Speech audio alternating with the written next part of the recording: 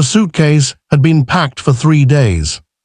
That's the part that gets me every time I think about it. 3 whole days. Ned Calloway, 71 years old, retired high school history teacher, widower, grandfather of 4, had been so excited about this family trip to the Great Smoky Mountains that he'd packed his suitcase on a Tuesday for a Friday departure. He'd even folded his flannel shirts with tissue paper between them, the way his late wife Margaret had taught him. He'd packed her old recipe card for campfire chili, the one with the coffee stain in the corner shaped like the state of Florida, because he'd promised the grandkids he'd make it over the fire pit at the cabin. He'd been sleeping next to that suitcase like it was an old friend. Then Thursday came. Ned was in the kitchen of his small craftsman bungalow, 3 blocks from his son Daniel's house, doing what he did every morning, making too much coffee and reading the newspaper with his glasses pushed too far down his nose. The Cardinal was at the feeder again, the fat one he'd named Gerald after his old department head. Everything was perfectly ordinary. His phone buzzed. It was a text from his daughter-in-law, Renee. "Ned, I need to talk to you about the trip. Are you home?" He thought nothing of it. Maybe she needed him to bring something, extra sunscreen, his first aid kit, the camp chairs that lived in his garage. He texted back that yes, he was home and put the kettle on for a second cup. When Renee knocked on the door 15 minutes later, she wasn't smiling the way she usually was. She was wearing her "I've rehearsed this" face. Ned had been a teacher long enough to recognize that face on anyone, students, colleagues, and yes, family members who had decided something and needed to deliver the verdict. Come in, he said, holding the door wide. "Coffee?" "No, thank you." She sat at his kitchen table and folded her hands together. "Ned, I want to be honest with you because I respect you." Honesty with a preamble, he thought. Never a good sign. "The cabin only has 3 bedrooms, she began. "We've been doing the math, and with me and Daniel, the kids spread across the second room, and my parents taking the third, there's really just no space. No place for you. I should have said something sooner and I'm sorry, but we didn't want to hurt your feelings and we kept thinking we'd figure something out, and—" "Renee," he said her name gently, the way he used to interrupt a rambling student who had lost the thread. "It's all right. You're not upset." He looked at her for a long moment. Outside, Gerald the Cardinal landed on the feeder, ruffled his magnificent red feathers, and began to eat. The coffee maker gurgled. The kitchen smelled like grounds and morning. "I'm going to be honest with you too," Ned said. "Of course I'm a little hurt. I've had my bag packed since Tuesday." Renee winced. "Oh, Ned."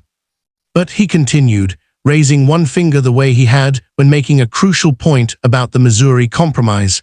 "I'm not going to be the kind of man who makes a fuss about a sleeping arrangement and ruins everybody's vacation." He paused.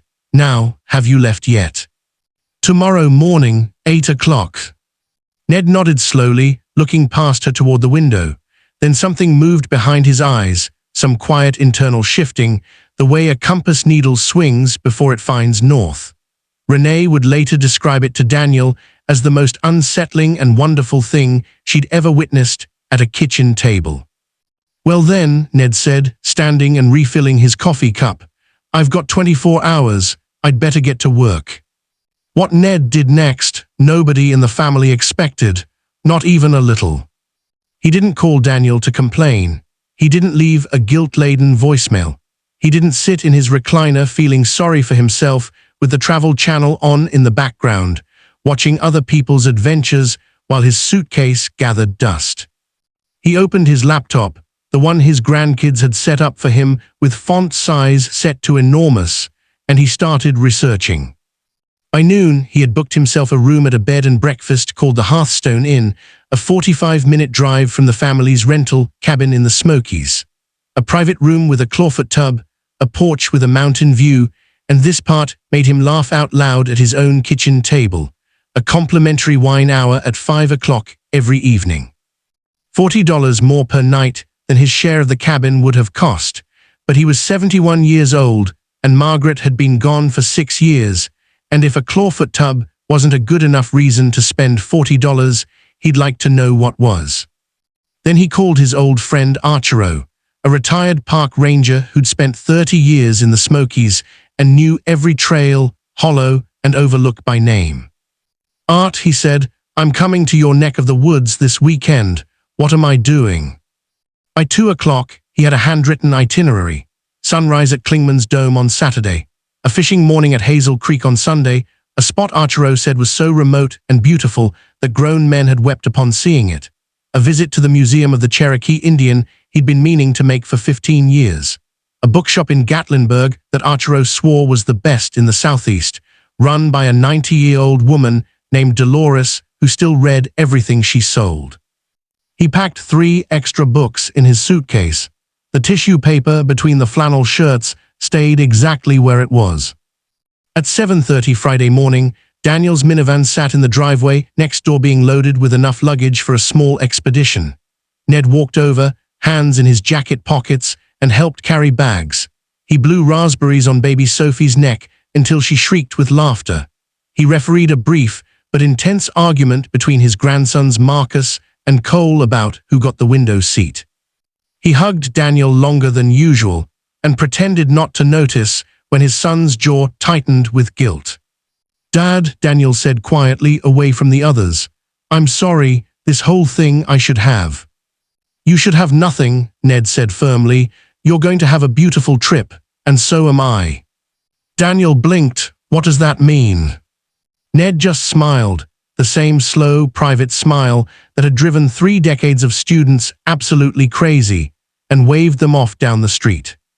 He left 2 hours later, his own car packed, Margaret's chili recipe card tucked in the glove compartment out of sentiment, Gerald the cardinal watching from the feeder like a chaperone. The drive to the mountains was stunning. October in Tennessee is not a quiet affair. The trees were performing their annual magnificent argument in reds and golds and oranges, so vivid they seemed almost aggressive. Ned drove with the windows down despite the cold and listened to a documentary podcast about the construction of the Transcontinental Railroad, which he found extraordinarily satisfying. The Hearthstone Inn sat at the top of a winding gravel road and was exactly as advertised: a wide porch, a stone chimney, a host named Barbara who had strong opinions about breakfast and wore her grey hair in a long braid down her back. She showed him his room, yes, the clawfoot tub, yes, the mountain view, and told him the wine hour started at 5, and that if he needed anything else she was likely in the garden. Ned sat on the porch in a rocking chair for 45 minutes before he did anything else. He just sat, he rocked, he looked at the mountains. Margaret had always said he didn't know how to do nothing. She'd said it affectionately, the way you name someone's flaw because it's also somehow part of why you love them. He could admit she'd been right. He was a doer, a planner, a man with itineraries and projects and things to accomplish. But here in the October Smokies, with the valley spreading blue and gold below him and no one needing anything from him and nowhere to be until sunrise, he found that he was, in fact, capable of doing nothing. It felt extraordinary. He texted the grandkids that evening, having an adventure, found the best rocking chair in the state of Tennessee, wish you could see this view. Marcus, 13, and deeply committed to being unimpressed by everything, texted back, "Wait, where are you, Grandpa Ned?"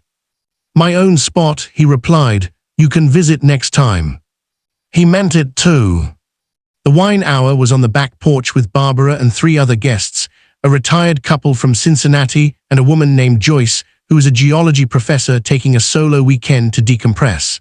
They talked for 2 hours, not about nothing, but about real things, what the mountains were made of and how long it had taken to make them, and what it meant to be old and still curious, and whether Dolores at the bookshop really was 90 or if that was legend.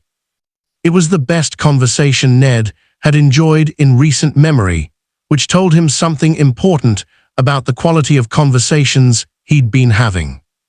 The next morning he stood at Klingman's Dome in the dark, wrapped in his warmest flannel, and watched the sun come up over a sea of clouds that swallowed every valley in every direction. There were tears. He didn't find this embarrassing. Margaret would have cried immediately and without apology, so he felt he was doing it for both of them. The fishing at Hazel Creek nearly undid him with its beauty. Dolores at the bookshop was indeed ancient, sharp as a tack, and sold him 4 books he hadn't planned to buy after a 30-minute conversation about narrative history that left him feeling like the luckiest man in Gatlinburg. He ate dinner alone both nights and did not find it lonely. He brought a book. He tipped generously. Sunday evening, his phone lit up with a photo from Daniel. The grandkids at a scenic overlook, all 4 of them squinting into the golden light, grinning their gap-toothed grins. Cole had mud on his jacket. Sophie was asleep on Renee's shoulder. Then a second photo came through. This one made him stop breathing for just a moment. It was a picture of the cabin porch at sunset, and hanging on the wooden railing, inexplicably, magnificently, was a cardinal feeder, a simple red one, and perched on it, as if Gerald himself had made the trip, was a fat red bird blazing against the gold evening sky. Daniel's caption read, "Thought of you, Dad, we missed you." Ned stared at the photo for a long time. Then he set the phone down on the hearthstone in porch railing, looked out at his own mountain view, picked up his glass of Barbara's very decent Cabernet, and smiled the kind of smile that doesn't need an audience. He'd been uninvited, so he'd built himself something better. That, he thought, rocking slowly in the good chair, was about as fine a lesson as a 71-year-old man could ask for, and Lord knows, he'd been in the business of lessons long enough to know a good one when it arrived. He stayed an extra night. He did not apologize for it to anyone.